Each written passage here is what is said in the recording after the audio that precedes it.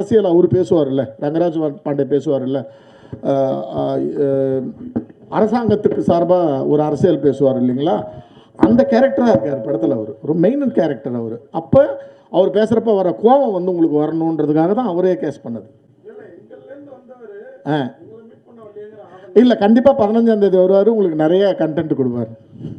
Sir director sir, இந்த லக்ஷ்மிகாந்தன் கொலை வழக்கு வந்து ரொம்ப ஃபேமஸான ஒரு,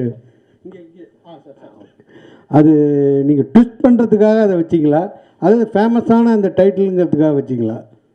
இல்லை, ஒரு இப்போ ஆடியன்ஸ் வந்து அந்த கதை தான்ட்டு வந்து அது இல்லைன்ட்டு டைவெர்ட் ஆகிறதுக்கு சான்சஸ் இருக்கா?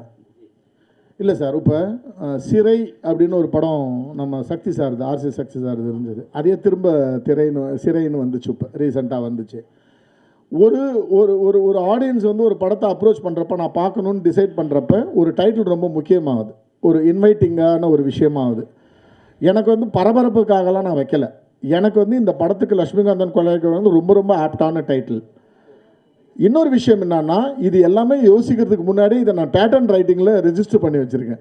ஆல் இண்டியா பேட்டர்ன் ரைட்டிங்கில் இந்த டைட்டிலை ரெஜிஸ்டர் பண்ணி வச்சுருந்தேன். என்றைக்காவது ஒரு நாள் யூஸ் பண்ணுறப்ப எனக்கு இந்த படத்துக்கு அது ரொம்ப ஆப்டாக பட்டுச்சு.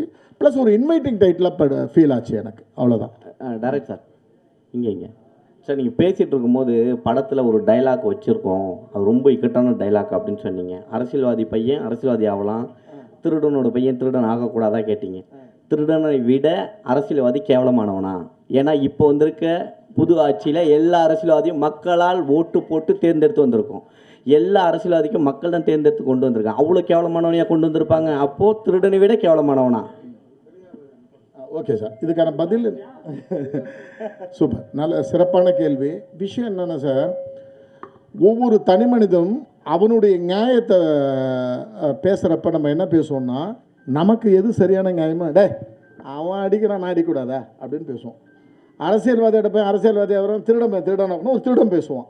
ஸோ இந்த டயலாக் எழுதுறது ஒரு திருடனுடைய பர்ஸ்பெக்டிவ் நம்ம எழுதியிருக்கோமே தவிர என்னுடைய கருத்து கிடையாது, கேரக்டருடைய கருத்து அது. நான் சொல்லலை, கேரக்டர் அப்படி சொல்லுது. அந்த கேரக்டர் வந்து என்ன ஃபீல் பண்ணு, ஒரு அரசியல்வாதி ஆகிறப்ப திருடனை பையன் திருடன் ஆகக்கூடாதா அப்படின்னு அந்த கேரக்டர் பேசுது. ஸோ எப்போவுமே ஒரு எழுத்தாளனுக்கு முக்கியமான விஷயம் என்னன்னா சார், நான் இந்த விஷயத்த சொல்லிவிட்டு அது என்னுடைய பர்ஸ்பெக்டிவ் ஆகிடுமோன்றது பயம் இருக்கக்கூடாது. கேரக்டர் என்ன பேசணுமோ அதை பேசணும். ஸோ இதில் மாறன் தான் அந்த கேரக்டர். ஸோ மாறன் வந்து எந்த கட்டத்தில் இருப்பாருன்னா, இவனை எப்படியாவது சார், இவனா அறிவுமதின்ற கேரக்டரை எப்படின்னா கன்வின்ஸ் பண்ணி இவனை திருடனை ஆக்கணுன்ற ஒரு கட்டாயத்தில் இருப்பார் அவர். இவன் வந்து அவன் லாக் ஆகிருப்பான் ஆல்ரெடி. இவனை எப்படின்னா கன்வின்ஸ் பண்ணி அவனை அப்போ நான் எது வேணால் சொல்லுவோம்ல, மச்சான் நீ ஒரு நாள் தானடா நம்ம ஜென்ரலாக பேசுகிறப்ப நிறைய விஷயங்களை சொல்லுவோம்ல, ஒரு சின்ன பொய்களை சொல்லுவோம் கன்வின்ஸ் பண்ணுறதுக்கு, நிறைய தத்துவங்களை சொல்லுவோம், அந்த தத்துவங்களை லாஜிக்கே இருக்காது. அது மாதிரியான ஒரு விஷயம் தான் அந்த கேரக்டரோட பர்ஸ்பெக்டிவில் அது ஜஸ்டிஃபை பண்ணுற ஒரு விஷயம் சார். டேரக்ட் சார், நீங்கள்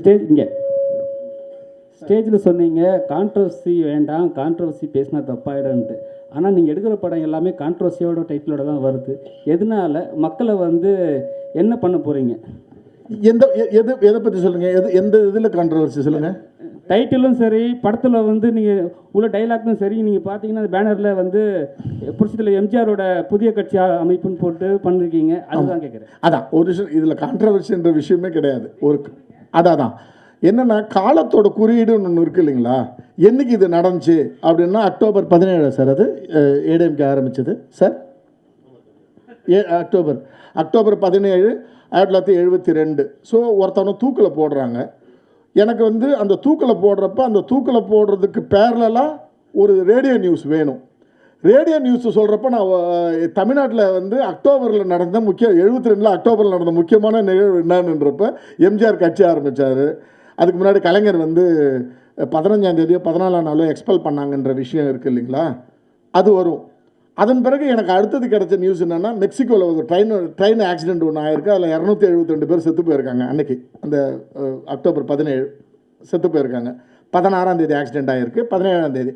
ஸோ எல்லாமே வந்து ஒரு நியூஸாக படிக்கிறப்ப ஓகே இந்த நாளில் இந்த விஷயம் நடந்துச்சுன்றது பதிய வைக்கிறதுக்காக எடுத்துக்கிட்டு ஒரு குறியீடு, அவ்வளோதான் சார், நாள் குறியீடு அது சார். தயால் சார், அதே மாதிரி படத்தில் டக்கு புக்குன்னு தர்புகா சிவா பாட்டெலாம் போடல, நான் அப்படி கேட்கல அப்படிலாம் சொன்னீங்க. நான் ஒரு சீன்லேயே இந்த ட்ரெய்லர் மாதிரி காட்டினதில் எங்களை உட்கார வச்சுட்டீங்க.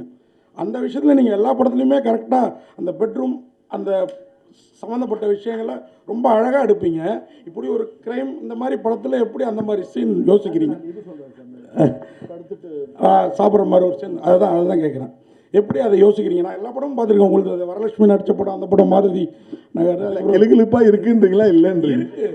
ஆனால் பாட்டில் கிளுகிழுப்பு இல்லை அப்படின்னு சொல்கிறீங்க சார். 2 விஷயம் சார். நான் ரொம்ப ஸ்ட்ராங்காக இருக்கேன். படம் பார்த்துட்டு ஒரு டிஸ்ட்ரிபியூட்டர் இங்கே தான் உட்காந்துருக்கார், அதை இருக்கார் பாருங்க, குமார் என்கிட்ட ஒரு விஷயம் கேட்டார். என்ன கேட்டார்னா, படம் பார்த்துட்டு பயங்கர எக்ஸைட் ஆகி, சார் செம்ம சார், நீங்கள் கீச்சிட்டீங்க சார், அதெல்லாம் சொன்னார். சொல்லிவிட்டு ஒரு வார்த்தை என்ன கேட்டார், சார் அவ்வளோ குத்துறான் ரத்தம் வராதா சார்? சார் இவ்வளோ படம் எடுக்கிறேன், ரத்தம் வராதுன்னு எனக்கு தெரியாதா சார்?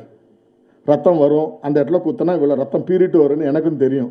என் படத்தில் நான் ரத்தம் காமிக்க மாட்டேன். ஸோ எல்லாத்துக்கும் நான் ஒரு அளவுகோல் வச்சுருக்கேன், ஸ்கேல் வச்சுருக்கேன். செக்ஸ் இவ்வளோ தான் காமிக்கணும், வயலன்ஸ் இவ்வளோ தான் காமிக்கணும். ஆக்சுவலாக பார்த்தீங்கன்னா கத்தியால் குத்திருப்பார். இவரே வந்து கேட்டார், சார் கையில் ஏதாவது? ஒன்றுமே வேணாம் சார், இதெல்லாம் என்ன நீங்கள் குத்துனீங்கன்னு மக்களுக்கு கன்மையாக இருக்கும். என் படத்தில் எனக்கு வேணாம். எனக்கு சென்சார் ஆஃபீஸர்ஸ் எப்போவுமே ஒரு சப்போர்ட் இருக்கும் சார். அவங்க படம் பார்த்துட்டு சொல்லுவாங்க, ஏங்க உங்களுக்கு ஆக்சுவலாக இந்த இடம்லாம் கட் பண்ணணும், ஆனால் நாங்கள் கட் பண்ண, ஏன்னா நீங்கள் சொல்ல வர விஷயம் கரெக்டாக இருக்குது அப்படின்னு சொல்லுவாங்க.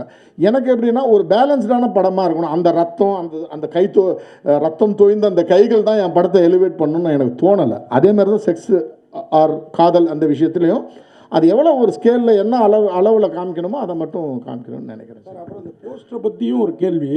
இப்போ விஜய் காலமாக இருக்குது, மாண்புமிகு விஜய் காலமாக இருக்குது.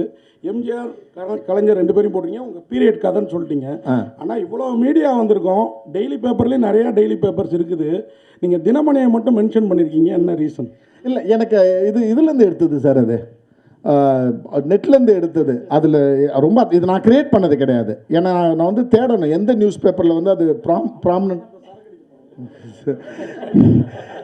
ப்ராமினண்ட்டாக எதில் அது வந்துருச்சு அப்படின்னு போய் பார்த்தப்போ தினமணி இது மட்டும் தான் எனக்கு கிடச்சிது. அதர்வைஸ் எனக்கும் தினமணி அப்படி ஒரு கேள்வி. ஹீரோ சார், வெற்றி சார், அவ்வளோதான். எல்லாரும் ஹீரோயின் வந்து எங்களுக்குள்ளார பேசுறதுக்கு நேரமே இல்லைன்னு சொன்னால் ஹீரோஸ் வந்து வருத்தப்படணும். நீங்கள் சந்தோஷமாக சிரிச்சிட்டு இருக்கீங்க இந்த லொக்கேஷனில். அப்புறம் அடுத்த படத்துக்கு கால் ஷீட் கொடுப்பீங்களா கொடுக்க மாட்டீங்களா அவருக்கு? இல்லை, யாருக்குமே பேசுகிறதுக்கு டைம் இல்லையே. மொத்த படமே 20 நாள் தான் எடுத்திருக்காங்க. அதில் 4 நாள் வந்துட்டு போகிறோம். சார் ஒரு நாள், சாரெல்லாம் நான் பார்க்கவே இல்லையே ஷூட்டிங் ஸ்பாட்டில். அது பிளான்டாக நடந்ததுனால கரெக்டாக ஆர்கனைஸ்டாக பண்ணார். நான் எதுவும் பிளான் பண்ணல. டைரக்டர் சார், ஜெயகாந்தன் ஒரு நாவலில் சொல்லுவார், இந்த மாதிரி கொலைக்கு கொலை ஆகாதுன்னு சொல்லி. அது முடிவாக சொல்லியிருப்பார். நீங்கள் ஏன் அதை சொல்ல மாட்டேங்கிறீங்க? இல்லை, எனக்கு வந்து எப்படின்னா என்னுடைய பர்ஸ்பெக்டிவ் கேட்டிங்கன்னா கொலைக்கான மரண தண்டனைன்றதை வந்து நான் வந்து எதிர்க்கிறேன். என்னுடைய பர்ஸ்பெக்டிவ், நான் அதை திணிக்க விரும்பலை. என்னுடைய பார்வை அது, என்னுடைய பார்வையும் அதில் சொல்லியிருக்கேன். ஆப்போசிட்டில் மரண தண்டனை கரெக்டுன்னு சொல்கிறவங்களுடைய பார்வையும் சொல்லியிருக்கேன். என் படத்தில் நான் ப்ரொடியூஸ் பண்ணுறேன்றதுக்காக நான் நினைக்கிற விஷயத்தெல்லாம் சொல்ல முடியாது. நான் வந்து அதை ஒரு ஆர்குமெண்ட்டுக்கு உங்கள் முன்னாடி வச்சுருக்கேன். எது சரி எது தவறு அப்படின்றத வந்து நீங்கள் சூஸ் பண்ணுங்கள். ஐ மீன் 2 ஆர்குமெண்ட்டை வச்சு நீங்கள் சூஸ் பண்ணுங்க தவிர நான் ப்ரொடியூசரு, நான் டைரக்டர்ன்றதுக்காக நான் நினைக்கிற விஷயத்தில் திணிச்சு தான் சரின்னு நான் சொல்ல விரும்பல. இன்ஃபேக்ட் எண்டில் அதை தான் நான் சொல்கிறேன். இதில் சரி தப்புன்றது வந்து 17th செஞ்சுரியில் மரண தண்டனை ஆரம்பித்த காலத்துலேருந்தே இருக்குது. உங்களுடைய குரல் எது இருக்கோ அதை நீங்கள் பதிவு செய்யுங்க.